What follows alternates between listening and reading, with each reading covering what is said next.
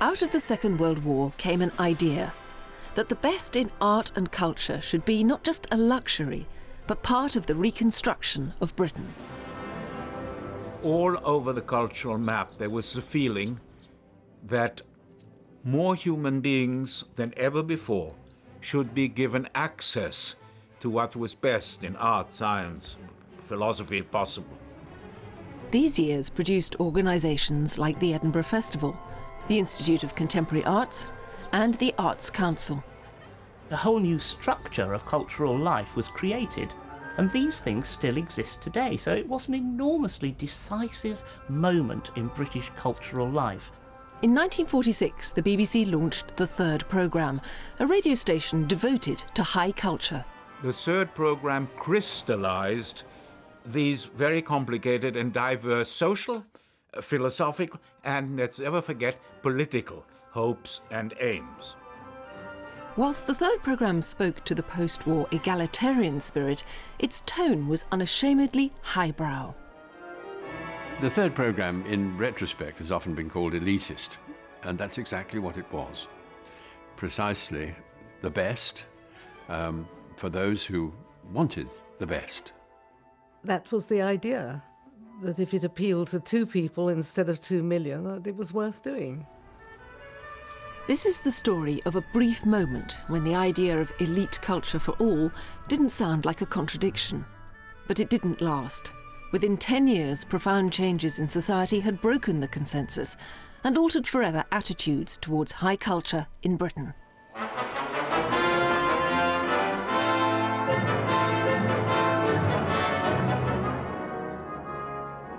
The Third Programme began broadcasting on the 29th of September 1946, with a surprisingly tongue-in-cheek feature on how to listen. This is the BBC Third Programme, How to Listen, including how not to, how you ought to, and how you won't. How? How? How? Are they ready? Are they listening? Here, the house is empty. There, the set is switched off, but here, license number 865432, Mrs. Moss. Is she listening? Turn up the wireless, Mrs. Moss. Yes, dear, it is chilly tonight. Let's turn the wireless up a bit. That's right, that's right.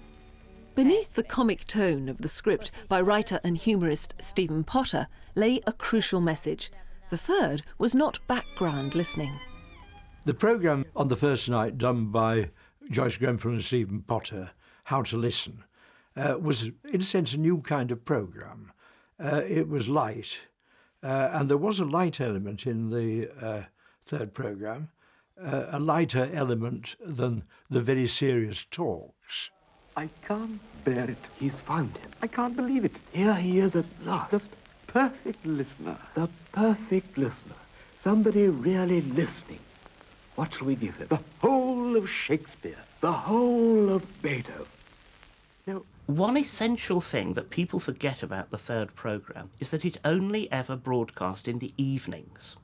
And that was a fundamentally different sort of radio broadcasting from the Radio 3 of today or the Radio 3 of 10 years ago.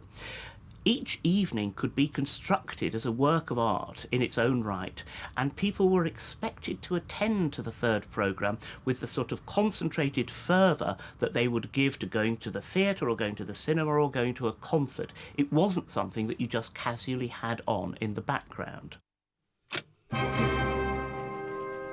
I remember having an evening party, a cheese party, and this meant everybody brought their cheese ration, to hear from Venice the premiere of Stravinsky's Rake's Progress, with a text by Auden being explained and commented on, and one suddenly had the feeling that one was very rich, very elegant, very sophisticated, and it blew open a whole world in what was still a materially very constricted and very dour time.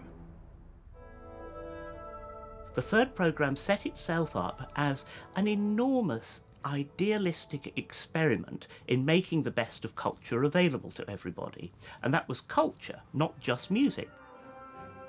For the opening night, the third programme commissioned Festival Overture from Benjamin Britten, and the first week included Jean-Paul Sartre's Huis Clos and George Bernard Shaw's Man and Superman.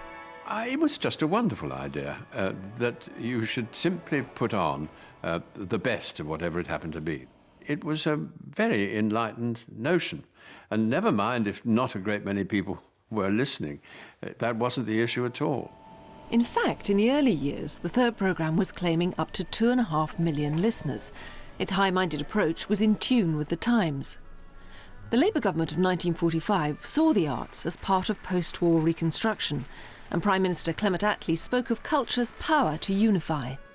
During the last 2 decades, especially during recent years, the heritage of culture, which was so long the possession of the few, has been more widely available to the masses of the people. The spiritual, as well as the material resources of the Western nations, have been more equitably shared. And had this not been so, we should have not had that unity in the struggle against totalitarianism. This new faith in culture had its roots in the wartime experience.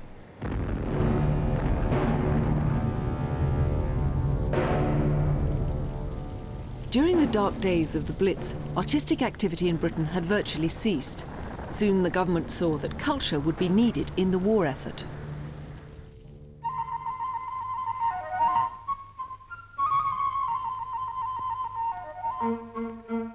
Like just about everybody in wartime, the arts and culture were conscripted.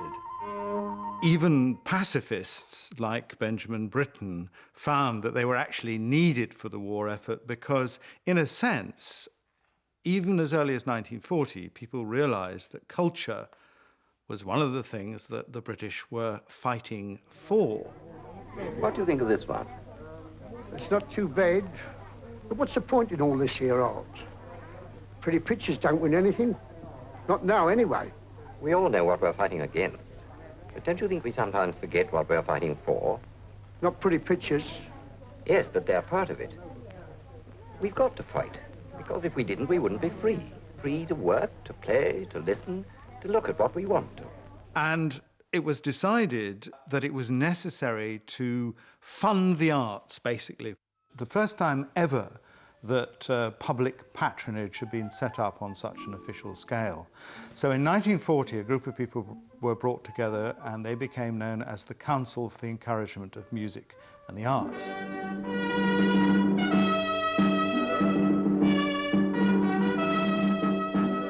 CEMA, which supplied an enormous amount of art and employed artists during the war, really gave rise to the whole idea that public subsidy of the arts was a good idea, and that through a really well thought out system of encouraging and supporting artistic institutions, you could actually make the best of everything available to everyone. And that's really the idealistic spirit that underpins artistic life in the late 40s. It was John Maynard Keynes, the economist behind the welfare state, who took charge of CEMA in 1942. Keynes's vision came out of his own experience of doing things like setting up the Cambridge Arts Theatre in Cambridge and being married to a ballerina. And his was a Bloomsbury set of values which certainly regarded the high arts as his responsibility. One of the last acts of the wartime coalition government was to give CEMA a peacetime role as the Arts Council of Great Britain. In 1945, at the end of the war, the consensus was that culture mattered. Culture had been successfully preserved for 5 years. During the war, there'd been a fantastic appetite for culture. I think at no time in British history did people actually need culture. They needed it like they needed religion at that time. They needed it as a spiritual resource. So the feeling was, this must continue.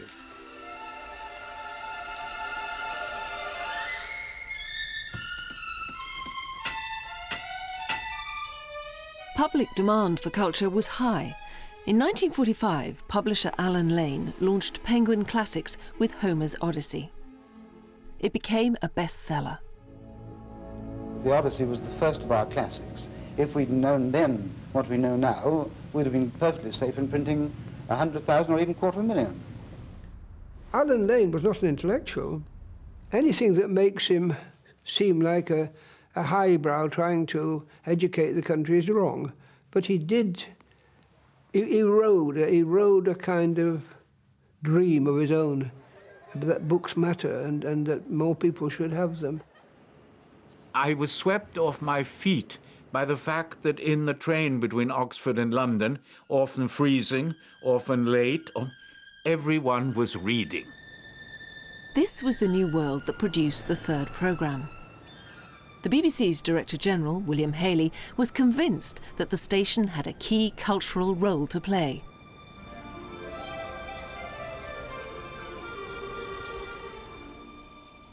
Sir William Haley had a sense of mission for the BBC. He thought that it could do an immense amount to improve the cultural standards of the nation. And he thought the BBC, through the third programme, which was the top of his priorities, could really achieve more than any other institution. But while the Light programme might well play the waltzes from Der Rosenkavalier, and the Home Service do a live broadcast of an act from Covent Garden, the third programme would devote an evening to the whole opera. The differences will be in approach, in treatment, and in emphasis. The third programme wasn't there to make difficult material more accessible, but simply to make it available. Haley believed in education, but he didn't want the programme to be there to teach people how to improve their taste. It was there to make them improve their taste through listening. It sounds, of course, now very elitist, and indeed it was. It was deliberately based upon the conception of elite, as was the conception of culture held by other people, particularly T.S. Eliot, to whom Haley always listened very attentively. The poet and critic T.S. Eliot held influential views on art and society. Believing high culture should remain the preserve of a closed elite, he saw the third programme as a bastion against cultural decline. He imagined culture, like most people did in those days, in the shape of a pyramid, with the high arts, and probably T.S. Eliot right at the top, and the low arts of folk music and dance music and so on right at the bottom. While respecting the fact that the British were now committed to supporting the high arts, at the same time, I think he was very suspicious that these values would be diluted if they were spread too wide. Such fears gave the third programme its flavour, its rarefied air, its refusal to popularise.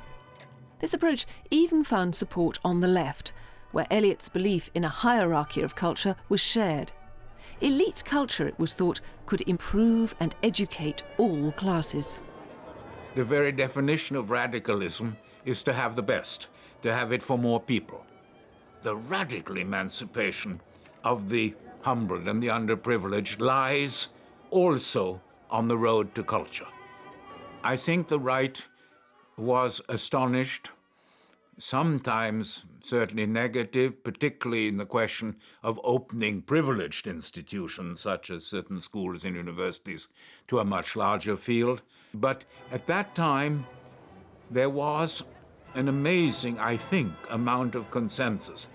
Even in the open political divisions, a great deal of underlying consensus and a great deal, I can only put it this way, of that we've got to help hope along.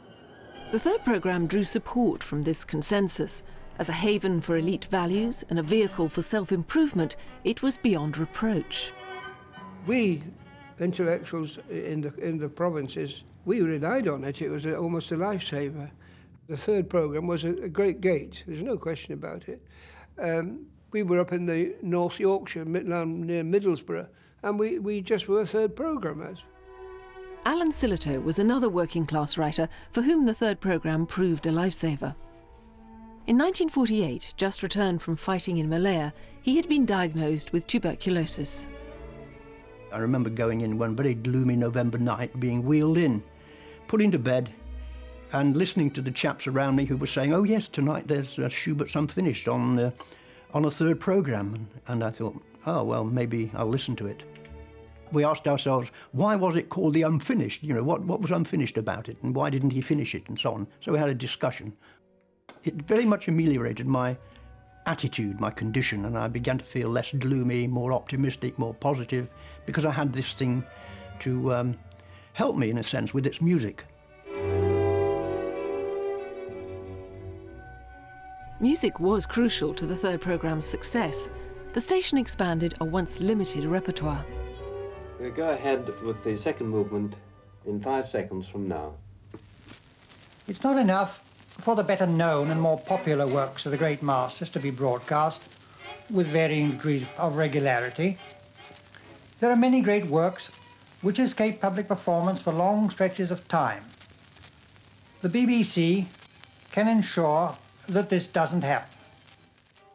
The third programme revived interest in early music, played all of Wagner's Ring Cycle over 4 nights, broadcast premieres of the most modern music from Bartók to Schoenberg, and showcased British composers from Tippett to Walton.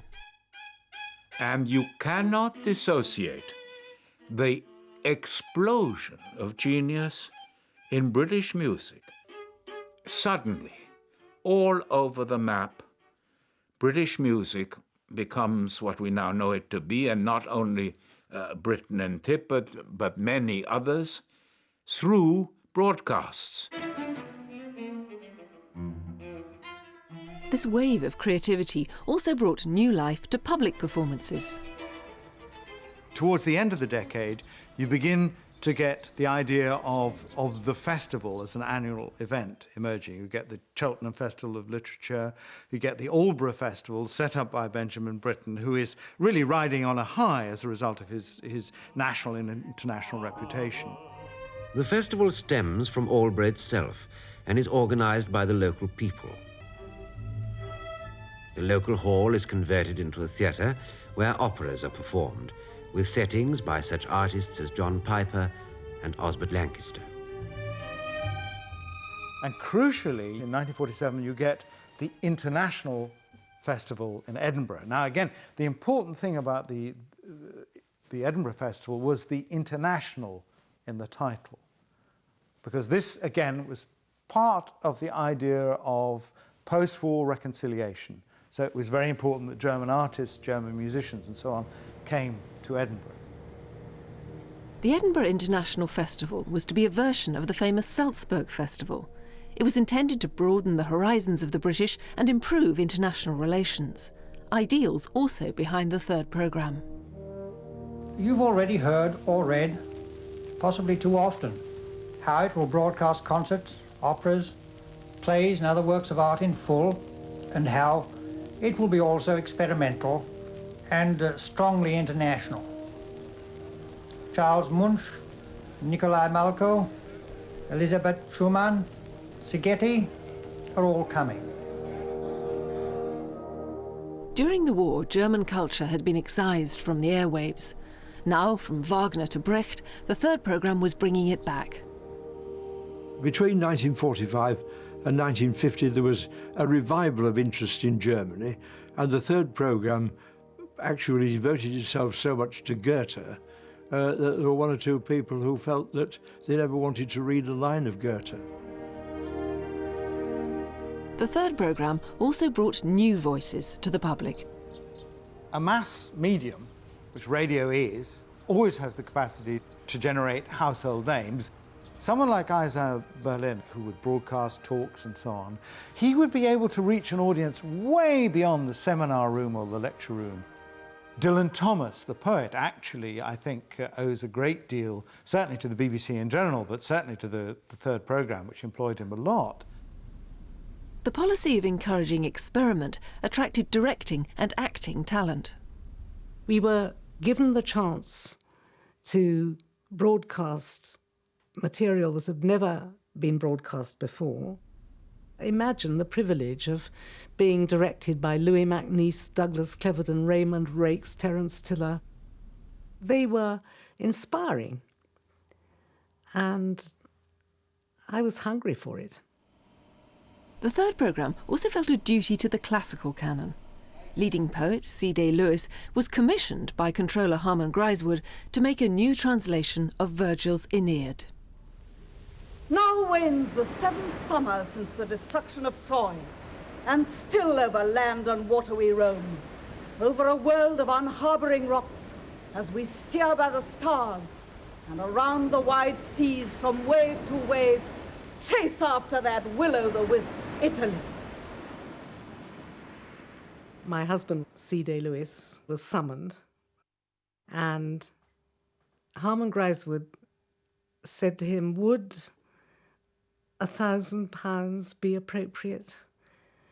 And my husband was absolutely poleaxed because he'd never earned that much all at once in the whole of his life. And so poleaxed was he at the thought of it that he remained silent for a moment, which made Mr. Griswold think that it wasn't enough. So he upped it to 1,500. No expense spared, the Aeneid was the centrepiece of the third programme's contribution to the biggest cultural event of the decade, the Festival of Britain. The festival hall site was nearing completion on the South Bank. I hope that this concert hall will long endure, to give the opportunity for the finest music, the greatest singers and players to be heard, and to give pleasure and refreshment of the soul to generations of Londoners yet unborn.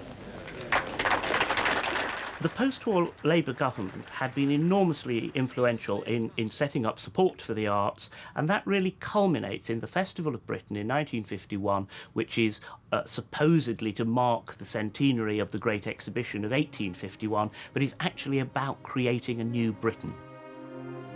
The festival is mostly remembered for promoting modern technology and design, but it also celebrated the culmination of the Labour government's cultural project. I know the Festival of Britain is now generally derided. At the time, for many of us, it was a tremendous occasion. It was a feeling, look, Europe has survived, which was not at all clear. And here in Britain, there was a sense of, let's have a creative good time. I can't put it any other way. The creativeness and the fun went together. Here was modernity. Here was the fruit of the 1930s modernist movement, at last, after the ghastly nightmare of the war, at last coming true. Henry Moore is the most important of living British sculptors. In 1950, he was commissioned by the Arts Council of Great Britain to create a piece of sculpture which was first to be shown at the Festival of Britain. There were a lot of sculpture commissions, some of the sculpture is still there, and of course it wasn't just in London, it was also all over the country. So a whole number of arts festivals were set up. Some of these arts festivals still continue. There was the Land Travelling Exhibition. Highly mobile, it called in at the big cities of Britain to bring the festival theme to the nation. The irony, of course, is that by the time the Festival of Britain closed in 1951, the Labour government was out of power, and the Conservative government, one of the first things they did was to raise the site. So all we have left from the Festival of Britain is the Festival Hall on the South Bank. The new Conservative government did not share Labour's commitment to making high art more available. Other forces, too, were undermining the consensus. Money was running short for cultural projects, and television, which in 1947 had been available only to London, was spreading fast. The 50s was a time of huge democratisation. television showing the coronation, something that the establishment was totally against before it happened, but everybody knew it was the right thing to do. The growth of television was bringing a different form of entertainment straight into people's homes, and I think all that begins to undermine the cultural consensus. The austerities of the war are now an unpleasant memory. There is full employment. There's this new phenomenon called the teenager who suddenly has money to spend on clothes and record players and records. And there is leisure, and there are organizations there to provide mass entertainment. The rise of mass entertainment seemed to pose a direct threat to the cultural ideals of the 1940s. And there are people whose values are not those of the purveyors of mass entertainment, who are absolutely horrified by this because they see that the particular pressures of scarcity and austerity, which had made high culture especially valued, are slipping away. Ooh, I love you so. Hey, hey, I love you so. The painter Augustus John voiced the fears of the arts establishment. Under the ceaseless titillation of light entertainment, journalistic gossip, the poison of commercial films, cheap pornography and governmental paternalism, the man of the future will have lost his personal dignity and have become a kind of robot, functioning happily enough in a second-hand world. Will art flourish in these conditions? Not likely. The new Americanized mass culture provoked concern amongst intellectuals of all political stripes. The big cultural figures were absolutely convinced that their culture was the right culture, and some of them were very aggressive towards mass culture, others of them had a live and let live attitude, but they still fundamentally believed that their area of cultural activity ought to continue to be supported at the level it had been. But others saw in the new consumer society an antidote to the enclosed elite world typified by post-war institutions like the Third Programme. There'd been criticism and satire from the start about the Third Programme's esoteric, dry content. Many people on the left couldn't care less about it and thought of it as a top-of-the-nose channel. Leftist intellectuals very often thought it was a good idea, but that it had to be rescued from the assumptions so common in England, or else it would become the channel for highbrows. Now, the station's very existence came into question. In 1953, the Express newspaper launched its Scrap the Third Programme campaign. The Daily Express took against the Third Programme very much in the same way that popular press has taken against high culture ever since, because it felt that an enormous amount of BBC resources were being spent on a very small number of people accessing this service. It wasn't just the Third Programme that was losing favour. The post-war demand for high art was drying up. Even subsidised theatres and orchestras began to struggle. The money we spend on the arts is resented by some people as a needless expense and criticised by others as pitiably small. They remind us that the annual grant to the National Gallery is 1/10 of the annual pig subsidy. The opera and the theatre on the continent are regarded as cultural necessities, whereas over here they're regarded as a luxury, and in industry is always favoured. Critics of the Third Programme did indeed see culture as a luxury. The Oxford and Cambridge unions jointly debated the motion. This House would abolish the Third Programme. Are honourable gentlemen opposite aware of how many listeners share my tastes in 18th century musical girondelles? The answer is 1%. I think the Third Programme from the start did suffer from the attempt of some of the people who were producing for it to develop avant-garde tastes, which obviously couldn't even reach the minority that Haley wanted to reach. It may be that some honourable gentleman opposite, with the maddening smugness of the intellectual warmly wrapped in his fur coat of superiority, will say that the general public can, with better education, be improved and upgraded so as to become capable of understanding these programs. But the general public does not want to be improved and upgraded. It wants to be entertained. I suppose people who paid license money might have thought that too much was being spent on too few people, but then they did have the alternatives, didn't they? In 1955, these alternatives expanded. The government removed the BBC's television monopoly. Commercial TV was born. The third programme's audiences were totally unaffected by the arrival of commercial television. But the BBC's finances were badly affected. There were people inside the BBC who began to talk about the possible sacrifice of the third programme. Within a few months of the BBC third programme celebrating its 10th anniversary, there's an inquiry into its structure and organisation, and it comes out against it. Ian Jacob, now Director General of the BBC, announced a number of cuts to the third programme. It would have its budgets reduced and lose 50% of its airtime.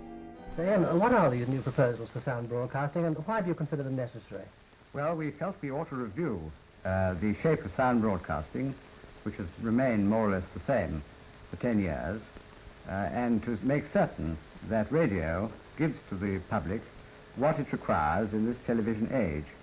The third programme will retain all its normal characteristics, the flexibility, the power to extend its time, but it will be somewhat shortened as a general rule. Normally it will run from 8 till 11 p.m. The reduction in hours would make way for a new channel, Network 3, for education and hobbies, not culture. When they suggested replacing an hour or two of the third programme with this new thing called Network 3, which would give you instruction in woodwork and piano playing and various practical activities, the great cultural and intellectual figures absolutely went up in smoke about that, because here they were being lumped together with minority interests of a practical nature, whereas what they were interested in were great intellectual ideas. They were interested in Bertrand Russell and Copplestone and Jesuitical debate about the meaning of life. The great and the good of British cultural life turned out in force to fight the cuts. They sent a delegation to the BBC, asked questions in Parliament, and published their objections. They come from almost every conceivable kind of arts background. Acting is represented by Laurence Olivier. Michael Tippett is the representative of music. But also Vaughan Williams comes back in.